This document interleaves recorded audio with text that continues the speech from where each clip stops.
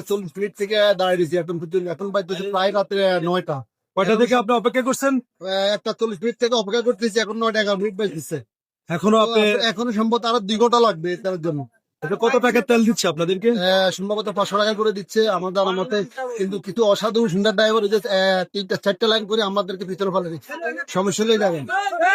সুপ্রিয় নোয়াখালীবাসী, আসসালামু আলাইকুম। এই মুহূর্তে দেশ এবং প্রবাস থেকে যে যেখান থেকে সবুজ টিভি চ্যানেলের সাথে যুক্ত রয়েছেন সকলকে জানাচ্ছি শুভরাত্রি। দর্শক, আমি এই মুহূর্তে আছি নোয়াখালী জেলা শহরের সোনাপুর যে কোল্ড স্টোরটি রয়েছে সেই কোল্ড স্টোরের তেলের পাম্পে। আর সেখানে দেখতে পাচ্ছেন যে অনেকগুলো বাইক দীর্ঘ অনেকক্ষণ পর্যন্ত তারা অপেক্ষায় রয়েছেন। আসলে একটি অকটিনের জন্য দীর্ঘ অনেকক্ষণ পর্যন্ত বিশাল লাইন দিয়ে দাঁড়িয়ে আছেন। আমি যে সড়কে আছি এই সড়কটি হচ্ছে সোনাপুর 0 পয়েন্ট থেকে যে কালীতারা হয়ে, প্রিয় দর্শক, যদি জানিয়ে রাখি মন্নাননগর হয়ে যে চেয়ারম্যানঘাট 2 লাইন সড়কটি রয়েছে সেই সড়কের পাশেই কিন্তু বাইকগুলো কিন্তু সারিবদ্ধতাভাবে দীর্ঘ অনেকক্ষণ পর্যন্ত তারা দাঁড়িয়ে রয়েছেন। আসলে একটু তেল, পেট্রোল এবং অকটিনের জন্য তেলের যে স্টেশনটি রয়েছে সেখানে অপেক্ষা করছে দীর্ঘ অনেকক্ষণ পর্যন্ত। দর্শক দেখতে পাচ্ছেন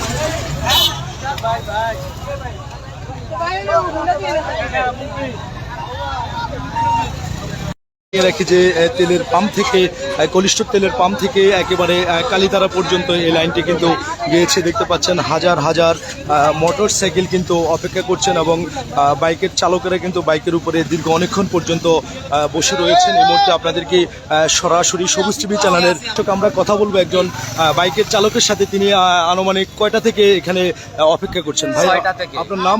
আমার নাম রামিম আহমেদ। আচ্ছা ভাই, আপনি এই যে তেল নেওয়ার জন্য কয়টা থেকে এখানে অপেক্ষা করছেন? 6টা থেকে। সন্ধ্যা 6টা থেকে এখন পর্যন্ত কিন্তু বিশেষ করে একটা গুরুত্বপূর্ণ বিষয় যে এই পাম্প না, প্রতিটা পাম্পে বিভিন্ন নেতা পাতি নেতারা এসে দমর করে ঢুকাই দেয়। কেউ আসে নামাজের নাম দিয়ে এই রোডে দিয়ে ঢুকাই দেয়। এরকম এতক্ষণ ছিল 2 লাইন, এখনো গিয়েছে 3 লাইন। এরকম করে সিন্ডিকেটের কারণে তেলের পাম্পে প্রতিটা মানুষের হুন্ডার তেল অ্যাভেলেবেল, কিন্তু তারা বিক্রি করে ফেলতেছে। আচ্ছা, আপনি কত লিটার করে দিচ্ছে এখানে? 500 টাকা করে দিচ্ছে। 500 টাকার তেলের জন্য সন্ধ্যা 6টা থেকে এখন পর্যন্ত দাঁড়িয়ে আছেন। আচ্ছা আচ্ছা, আপনি যদি একটু জানাতেন যে আপনি আজ কতক্ষণ থেকে এখানে অপেক্ষা করছেন? দর্শক, এখানকার বাইকের চালক যারা রয়েছে তারা আমাদেরকে নিশ্চিত করেছে সবুজ টিভি চ্যানেলকে যে এখানে আসলে কিছুটাই অনিয়ম হচ্ছে। একটি লাইনকে কিন্তু 3টি লাইন করে এভাবে তেল নিচ্ছেন এবং আরেকটা বিষয় এত করে কিছু কইলে তারা মুখ নেতা তারা বিগ নেতা তারা। দর্শক, আমি আসলে এই লাইভের মাধ্যমে আইন শৃঙ্খলা বাহিনীর সদস্য যারা রয়েছেন, সোনাপুর পুলিশ ফাঁড়ির যে আইন শৃঙ্খলা বাহিনীর সদস্যরা রয়েছেন তাদেরকে দৃষ্টি আকর্ষণ করছি যেন তারা একটু এসে পাম্পে সঠিকভাবে যেন চালক যারা রয়েছেন বাইকের তারা যেন সঠিকভাবে তেল পায় সেজন্য দৃষ্টি আকর্ষণ করছি। আসলে তারা দীর্ঘ অনেকক্ষণ পর্যন্ত একটু তেলের জন্য অপেক্ষা করছেন। আপনারা শুনতে পেরেছেন যে জানিয়েছেন দিনের 1টা থেকেও কিন্তু লাইন দিয়ে আছেন তেলের জন্য এবং কেউ সন্ধ্যা 6টায় এসেছেন। দীর্ঘ বিশাল বড় একটি লাইন আমি আপনাদেরকে এই মুহূর্তে সরাসরি সবুজ টিভি চ্যানেলের ক্যামেরার ফ্রেমে দেখানোর চেষ্টা করছি। দর্শক, আসলে আমাদেরকে এখানকার বাইক চালক যারা রয়েছে তারা আমাদেরকে এমনটাও নিশ্চিত করেছেন যে ড্রাইভার রয়েছেন তারা কিন্তু ট্যাঙ্কি লোড করে তেল বিক্রি করে এবং খুলে রেখে বিক্রি করেন এবং আবারও বারবার এসে তারা কিন্তু এখানে ঝামেলা করেন। এখানে অনেক চাকরিজীবী রয়েছেন, আসলে তারা সঠিকভাবে পাম্পে তেল পাচ্ছেন না। এই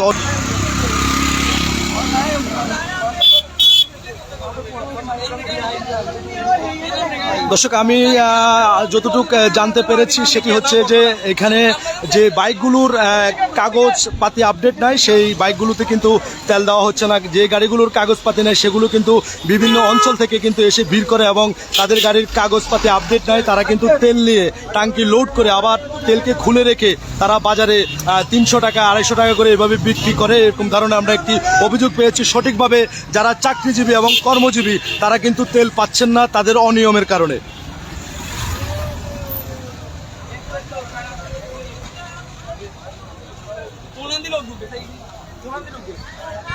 দর্শক, দেখতে পাচ্ছেন যে বিশাল একটি লাইন, আসলে তারা দীর্ঘ অনেকক্ষণ পর্যন্ত অপেক্ষা করছে। আমি বারবার একই ভাবে আপনাদেরকে বলে যাচ্ছি। আমরা এখন যুক্ত হব একজন বাইক চালক ভাইয়ের সাথে, আমরা কথা বলবো যে তিনি আনুমানিক কয়টা থেকে এই তেলের জন্য অপেক্ষা করছে। ভাইয়ের নাম? আমার নাম রিপন দাস। আমি হ্যাঁ একটু জানান কটা থেকে আমি 3:50 এখানে দাঁড়াইছি, লাইনে দাঁড়াইছেন? লাইনে দাঁড়াইছি। এখন পর্যন্ত তেল পান নাই? না, যাই পৌঁছতে পারেন না আর পাম্পে? সামনের দ্বিতীয় কথা হচ্ছে ওদের অনিয়মের কারণবশত আমরা পাচ্ছি না। এখান থেকে সাইড থেকে তেলগুলো ঢুকতেছে, এটার কোনো সঠিক কোনো সুরা দিচ্ছে না। যদি ঊর্ধ্বতন কর্মকর্তা যদি এই জিনিসগুলো দেখতো, এখন পর্যন্ত এই সাইড থেকে ঢুকতেছে। আমরা কিন্তু পিছনে দাঁড়াইছি, 1 ইঞ্চি 1 ইঞ্চি করে হাঁটতেছে। আপনি আছে একটা প্রাইভেট কোম্পানি নোটফুড প্রোডাক্টে। দর্শক আসলে শুনতে পেরেছেন যে অনিয়মের ঘটনাগুলি, সেগুলো কিন্তু বাইকের চালক যারা রয়েছেন তারাই জানাচ্ছেন। কেউ দিনের 1টা থেকে অপেক্ষা করছেন দীর্ঘ লাইনে, এবং কেউ অপেক্ষা করছেন বিকাল 3টা থেকে, কেউ 4টা থেকে। কিন্তু আসলে অনিয়মের কারণে তারা কিন্তু সঠিকভাবে তেল পাচ্ছেন না দর্শক। তো দর্শক এই ছিল আমার কাছে নোয়াখালী জেলা শহর সোনাপুর কোল্ড স্টোরের সামনে যে চেয়ারম্যান ঘাটের যে আঞ্চলিক 2 লাইন সড়কটি রয়েছে, সেখান থেকে সর্বশেষ খবর দর্শক।